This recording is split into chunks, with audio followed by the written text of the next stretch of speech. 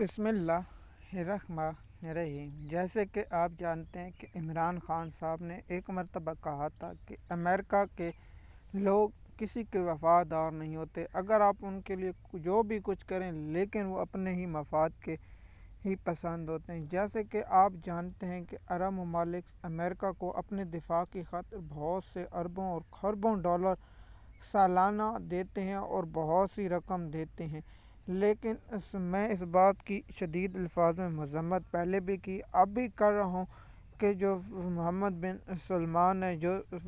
سعودی عرب کے ولی عہد ہیں، شہزادہ جنہیں MBBS کہا جاتا ہے، محمد بن سلمان، اس کے خلاف جو الفاظ ٹرمپ نے استعمال کیے تو عمران خان صاحب کی بات وہ یاد آ جاتی ہے کہ عمران خان صاحب نے ان لوگوں کو پہلے پہچان لیا کہ آپ جتنا بھی امریکہ کے وفادار رہیں، امریکہ آپ کو استعمال کر کے پھینکتا ہے، کیونکہ آپ ان کی تاریخ اٹھا کر پڑھیں تو ایک قبائل کے سردار کے ساتھ انہوں نے امریکہ نے معاہدہ کیا تھا اور اس معاہدے میں کہا تھا کہ ہم اس کی کسی صورت آپ کی خلاف ورزی نہیں کریں۔ جب وہ سردار مرا تو اس نے یہ ایک لفظ کہا تھا کہ امریکہ صرف ایک ہی وعدہ پورا کرتا ہے، اپنا مفاد کی خاطر۔